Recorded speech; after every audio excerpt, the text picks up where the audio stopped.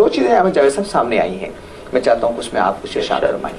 ایک تو یہ ہے وحدت الوجود اور اقبال کا کہ ایک تضاد سا یا ایک ابہام سا محسوس ہوتا ہے۔ مثلا ایک جگہ تو وہ یہ کہتے ہیں، جیسے خواجہ حسن نظامی کے نام خط میں انہوں نے یہ بات کہی کہ جو شان ابدیت ہے یہ کمال ہے روح انسانی کا، یہ ان کے ہاں۔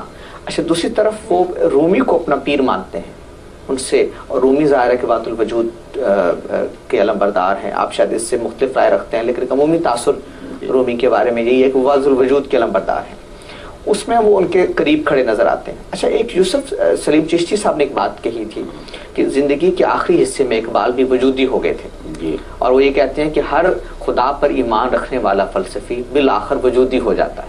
میں چاہتا ہوں کہ اس پہ ذرا آپ ارشاد فرمائیں۔ جی، اس میں جو بنیادی بات ہے وہ یہ ہے کہ اقبال کا تصور ذات اور وجودیوں کے نظریے سے پیدا ہونے والے تصور ذات میں اصولی فرق کیا ہے، یہ اگر ہم تھوڑا سا اس کو دیکھ لیں تو باقی تمام امتیازات خود بخود واضح ہو جائیں گے، ہم کسی ایک طرف جا سکتے ہیں۔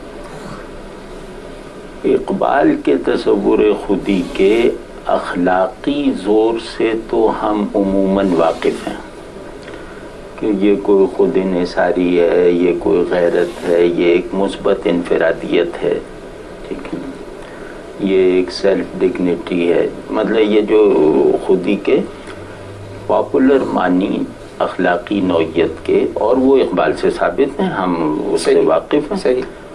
تو اس حد تک اگر ہم رکھیں کہ اقبال کے تصور خودی کی اخلاقی ساخت اور اخلاقی معنویت اور تاثیر یہ کسی بھی وحدت الوجودی تصور نفس یا تصور ذات سے مختلف نہیں ہے، یعنی وحدت الوجود جس ڈسپلن کا ایک حصہ ہے یا جس ڈسپلن کی نظریاتی بنیاد ہے، وہ ڈسپلن عملاً ایک بہت بڑے نظام تربیت پر کھڑا ہے، اور وہ ایک بہت ہی بڑی اخلاقیات کو صدیوں تک مؤثر بنائے رکھنے کا ضامن رہا ہے، ٹھیک ہے۔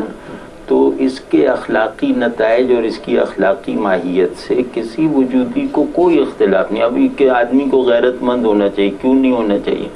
آدمی کو خیر میں ایک دوسرے سے ممتاز اور سبقت رکھنے والا ہونا چاہیے، تو اس سے کس وجودی کو اعتراض؟ میں 10 وجودی حضرات کے اقوال نقل کر سکتا ہوں۔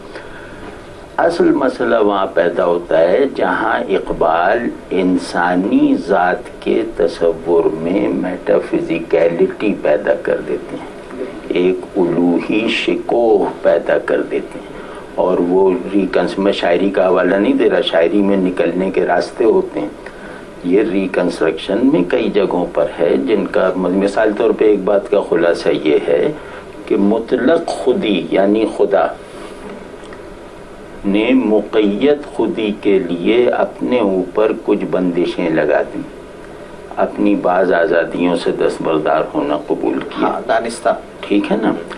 اب یہ ایک ایسا ڈسکورس ہے کہ اس کو وجودی فکر ہی نہیں، خدا اور بندے کے پولز سے بننے والی آنٹولوجی میں قبول نہیں کیا جائے گا، اور ہماری شاید فقہی روایت میں بھی قابل نہیں، کسی بھی روایت میں نہیں۔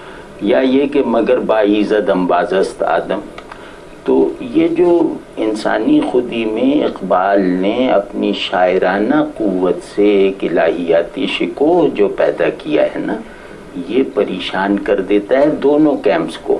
ایک وہ جو مذہبی تصورات پر اپنی فکر تعمیر کرتے ہیں وہ بھی پریشان ہو جاتے ہیں، اور جو ویسے ہی انسان کو موضوع بنا کر اس کی تحقیق میں سرگرداں ہیں وہ بھی پریشان ہو جاتے ہیں، مطلب بالکل ایک غیر متعلق وہ شروع ہو جاتا ہے۔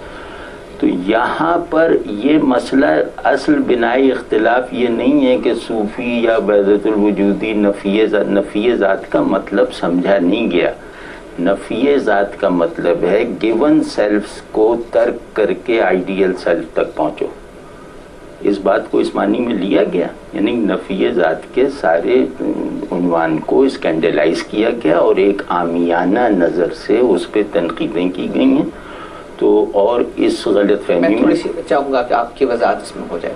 جو اکابر صوفیاء ہیں، ابن عربی ہیں، اس طرح کے لوگ ہیں، جب وہ یہ کہتے ہیں کہ خالق مخلوق ہو جاتا ہے یا مخلوق خالق ہو جاتا ہے، اس ایکسپریشن کو آپ کیسے دیکھتے ہیں؟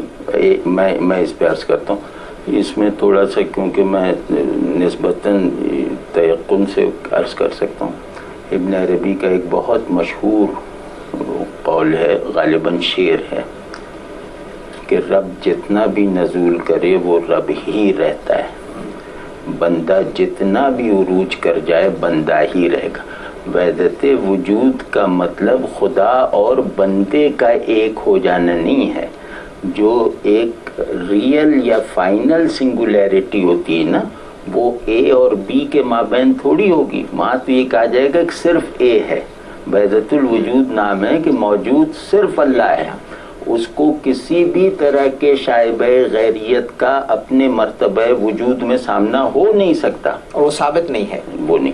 پھر ابن عربی ہیں جو یہ کہتے ہیں کہ تشبیہ جو ہے وہ امتیاز پہ ہے اور تنزیہ جو ہے وہ فردیت محض پر ہے، تو جو تشبیہ کا انکار کرے گا وہ بھی اللہ ہی کا انکار ہے، اور جو تنزیہ کا انکار کرے گا وہ اللہ کی شان سے ناواقف ہے۔ اب جب تشبیہ کے اقرار کو ضروری قرار دینے کا کیا مطلب؟ تشبیہ کسے کہتے ہیں؟ جہاں میں بھی منفرد، آپ بھی منفرد۔ جی صحیح، لیکن یہ جو بات میں ابھی فصوص میں غالباً کسی جگہ یہ آیا ہے کہ خالق مخلوق ہو جاتا ہے، مخلوق خالق ہو جاتا ہے، اس کی وضاحت کیسے؟ وہ خالق مخلوق بھی ہی وہ اس طرح سے ہے کہ وجود جب اپنی اصلیت کے ساتھ ظہور کرے گا تو وہ اپنی حقیقت کے ساتھ آئیڈینٹیکل ہے، ٹھیک ہے؟